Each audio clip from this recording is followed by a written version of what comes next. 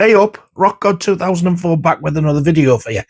There has been a record arrived today, but a week or two back, I did get a Blu-ray.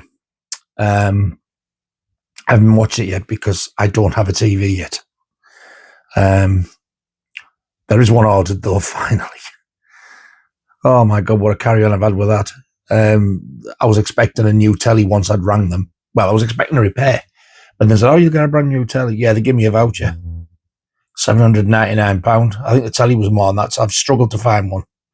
Anyway, I'm going to get another LG, and it's going to be Dolby Vision, Dolby Atmos. However, I couldn't afford the Atmos soundbar to go with it, so I'm going to hopefully save and get one in another sale. So we'll get started eventually. So the Blu-ray that did arrive was from Arrow.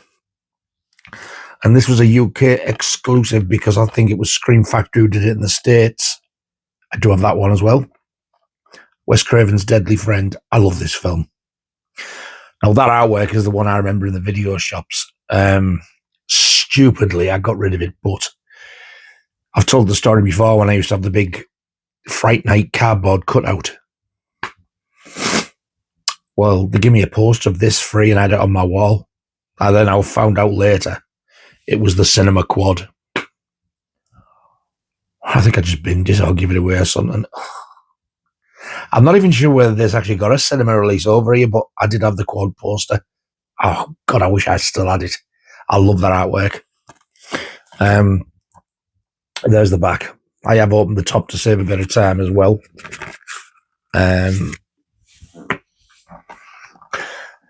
I've turned it to that because the newly commissioned artwork is absolutely abysmal, and they've put it on the disc as well. That's awful. Look at that. Looks like a kid's drew it. So when you check it out, yeah, I wasn't having that on display, mind. You do get a booklet. I was hoping for a poster, but you don't, unfortunately. And I've got this art card for Hard Boiled. What a pile of shite that was. I tried to watch Hard Boiled and I give it an hour and then I had to turn it off. I couldn't stand it anymore. I know a lot of you like it. But I like Jaws the Revenge and I put it with your shit. Yeah, I hated every second that I watched of it. So yeah, Deadly Friend, what a film. I don't know if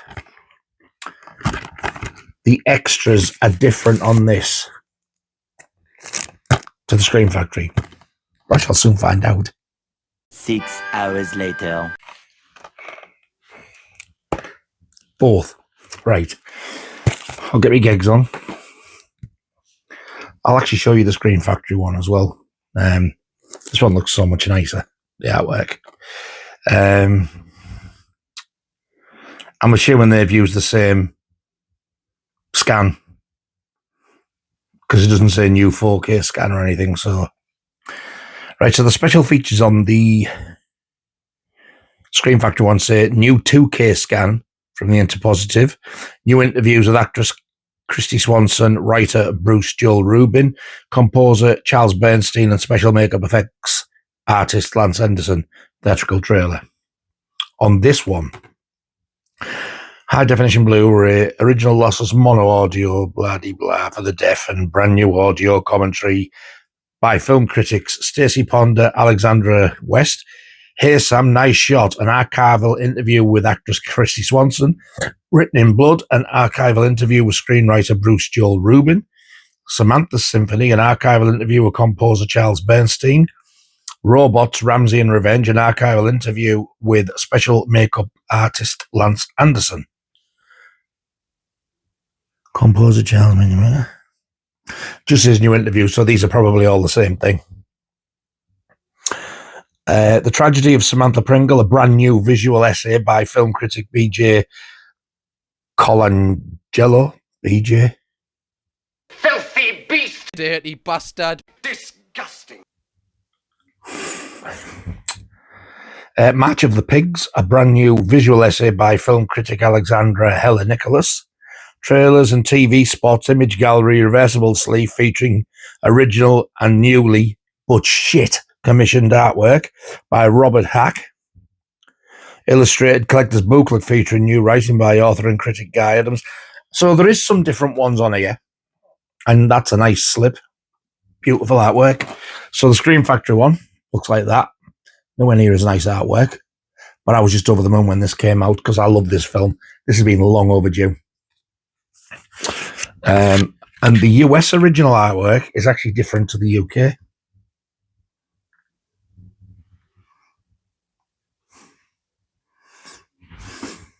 Stop going Blade, you piece of shit. Oh, yeah.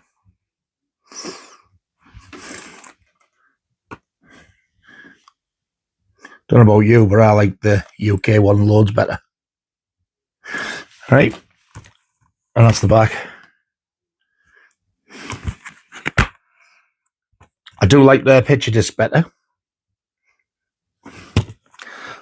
Well, yeah, the reversible artwork is exactly the same as the slip. So,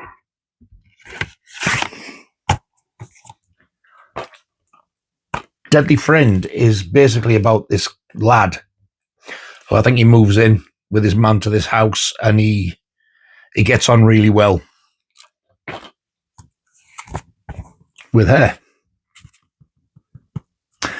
And then I kind of starts to fancy her. So they're hanging out and stuff. And then something happens and she dies. So he decides he's going to bring her back.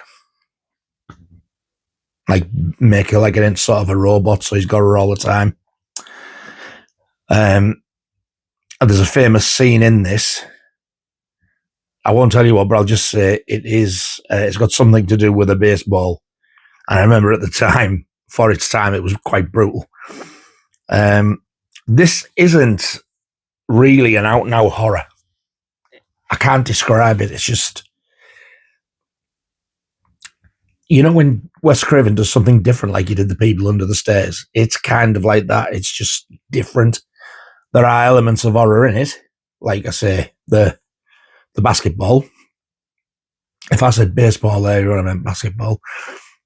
But yeah, it's got a bit of everything in it. I don't want to say to you I highly recommend this because you might get it and think, what a load of cack, but I love this film. And if you're unsure, if you've not seen it, try and see if you can see it on a streaming thing first. But I love it. Absolutely love it. It's such a damn fine film. When it came out over here in the 80s, it was an 18. It's been downgraded to a 15. Yet in the States, it is actually still rated R. So there you go.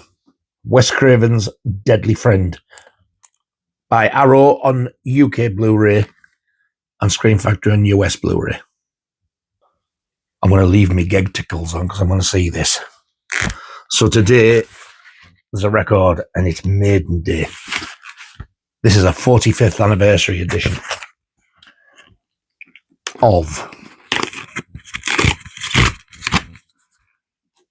I knew that was going to do that.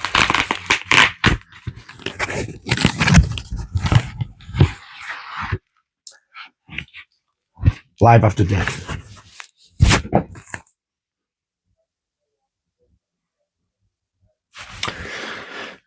Oh, look at that metallic sticker that's coming off and going on the sleeve. Look at that bad boy. So, Live After Death is 45-year-old. Originally came out in 1985. I do have an original UK one. And I do have the reissue. But this is coloured vinyl to match the artwork.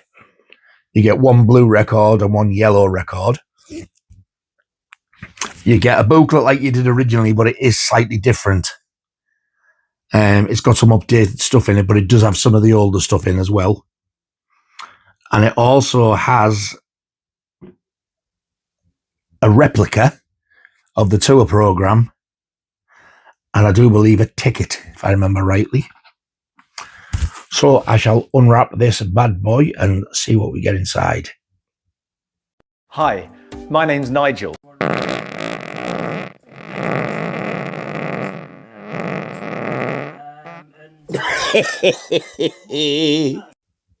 Right, I haven't totally unwrapped it, as you can see, because I've just looked and I don't have any gatefold sleeves left. So I've just dug down there so I can get into it.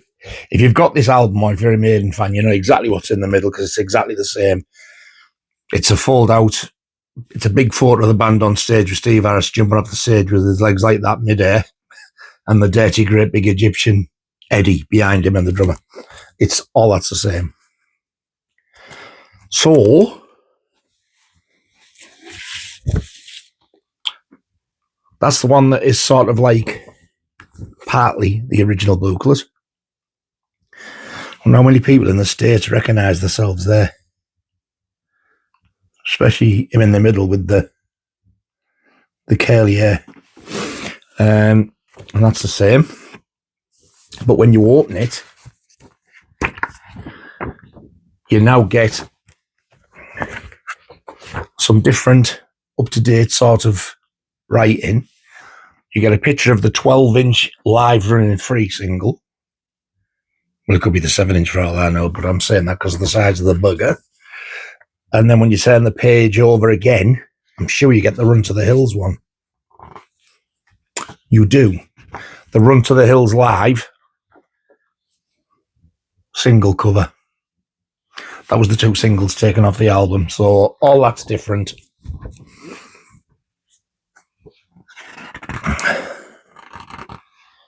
And then it goes like to the tour dates that was in the original.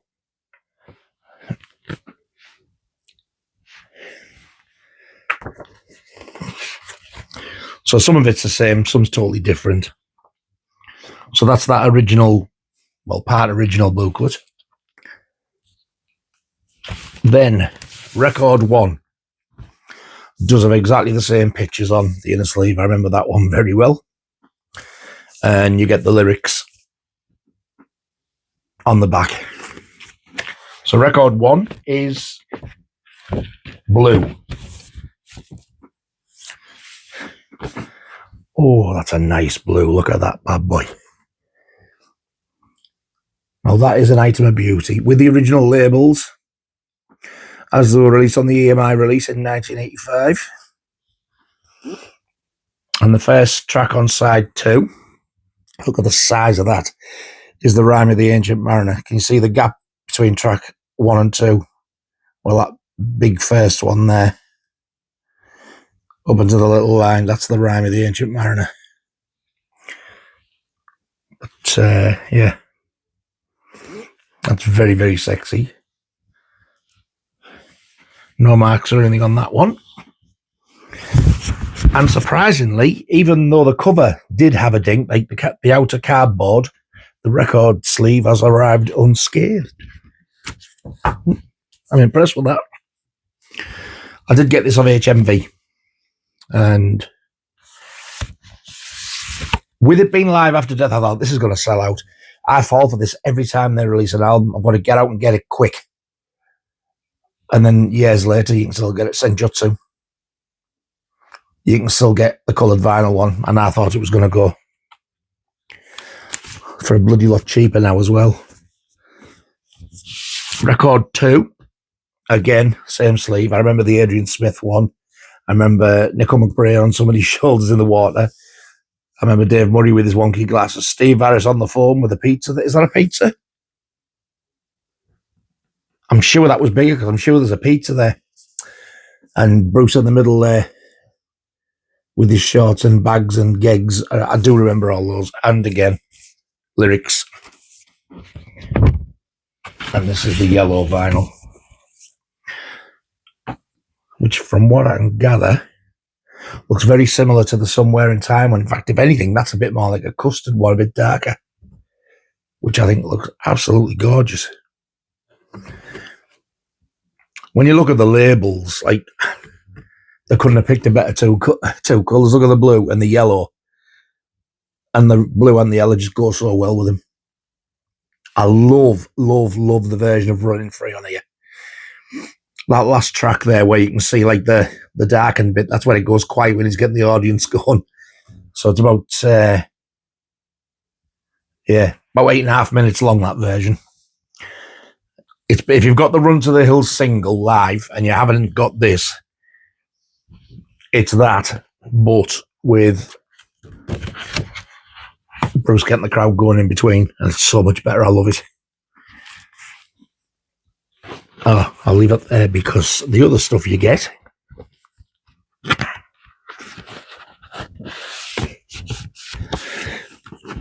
is the replica tour program. I used to have an original one of these. I sadly don't anymore. I didn't go on this tour. I did have the chance to, and I stupidly turned it down. But my nephew Wayne went, and he got me a T-shirt while he was there. I might still have it somewhere, but it's baggy and faded and wouldn't fit me now anyway. Yeah, pretty sure it's the exact same one from what I remember.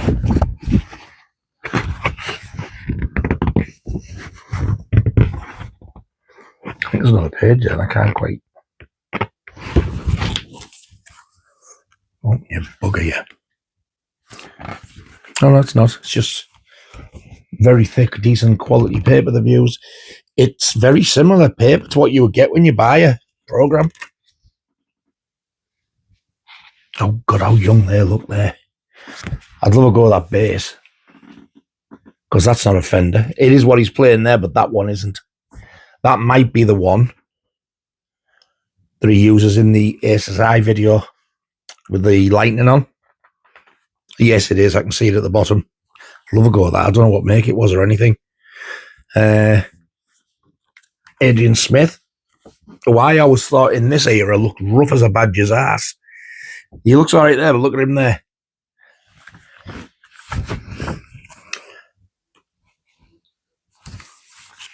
God damn, he is ugly. Do you know, Dave Murray is one of the nicest people you could ever wish to meet. Well, actually, Nico was actually really funny. There wasn't a bad one amongst them. I met the Blaze Bailey lineup. Blaze Bailey. Hi guys. Oh Jesus Christ! One fucking ugly bastard. What a bell end! I also met the Blaze Bailey lineup. I haven't met Bruce except on that video call that he did a couple of weeks ago. Still can't get over that. The nearest I've come to meeting Bruce was I was on the front row at the Raising Hell show. And then when he jumped down during one of the songs, he walked past us all, just grabbed his arm and got a big sweaty hand. I also caught Steve Harris's sweatband at that gig, and I don't have it anymore because I lost all my stuff. Won't go into that. I'm sure you all know by now. Yeah, pretty sure this is the one. Exactly the same. That's a very famous photo. That was on the very first calendar, that. I used to have all the calendars as well.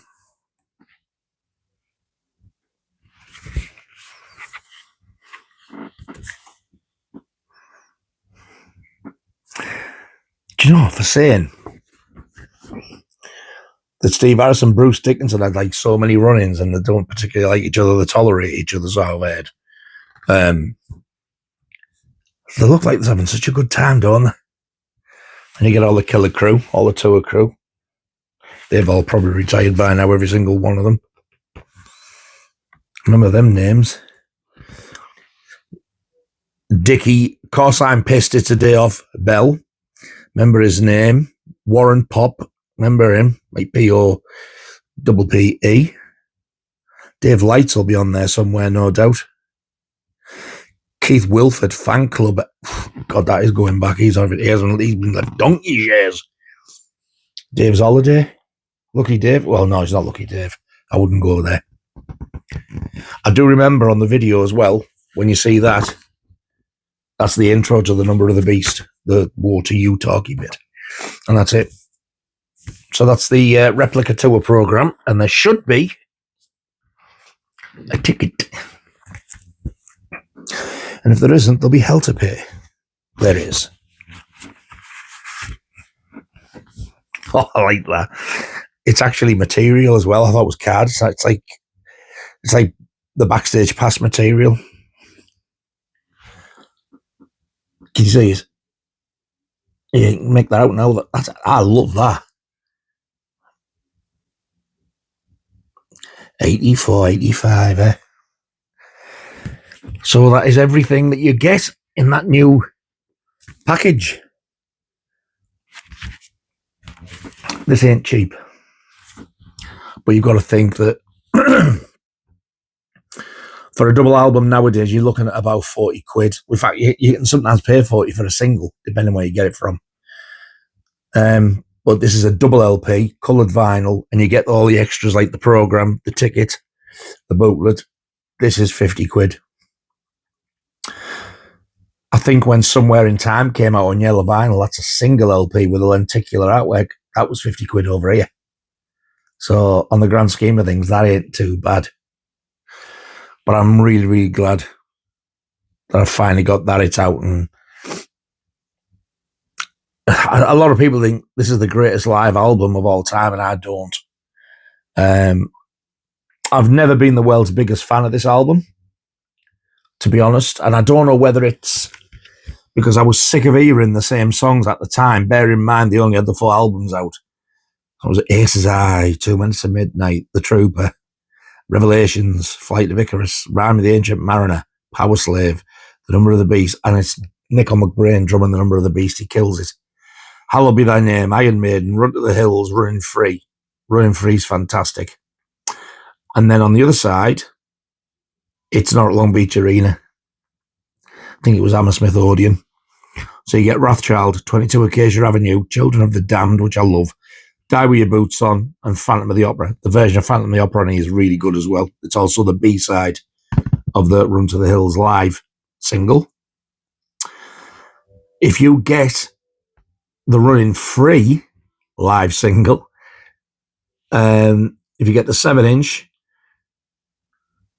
you get a live version of Sanctuary, which isn't on here. If you get the 12-inch, you get a live version of Sanctuary and a live version of Murders in the Rue Morgue, which isn't on here. It's a shame they didn't put them on, so it would be like a little bit more complete, because I love both of them songs. 2 absolutely amazing Diano era songs, Murders in the Rue Morgue and Sanctuary. And Sanctuary was the first Iron Maiden record that I ever owned, the original 7-inch single. So there you go. Live After Death, 40th, is it 40th or 45th? 40th anniversary edition. And Arrow's release of Deadly Friend on Blu-ray. So they did a 40th anniversary Iron Maiden of the first album. They didn't do one of Killers, which I was gutted about, because I'd love to have seen like a Killers box set. They did a 40th version of The Number of the Beast. They didn't do Peace of Mind. They did do Power Slave, because it's one of those Zoetrope picture discs, and now they've done that. Why didn't they do Peace of Mind on Killers? So, and they've done like it's not anniversary, but they did the special edition of Somewhere in Time, Yellow. You watch the anniversary of that next year, 40th. More money. Deadly Friend. The only thing I'm disappointed about is it wasn't a 4K release. For me, it deserves it because it's such a good film. And it's a Warner Brothers film. And it's Wes Craven. I think he wrote and directed it, or was it based on a novel, actually, thinking about it? Based on the novel Friend by Diana Henstall. So yeah, he just directed it. It was actually based on a book. So there you go.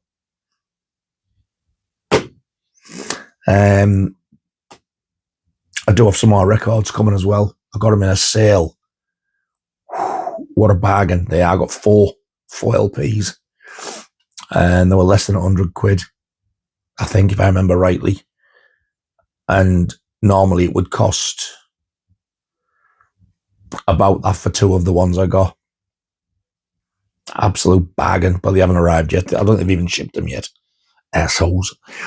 So that's all I've got for now. I've got one more thing. that my very good friend Brian, who I used to be in a band with, Mr. Brian Kelly, if you're watching, you bearded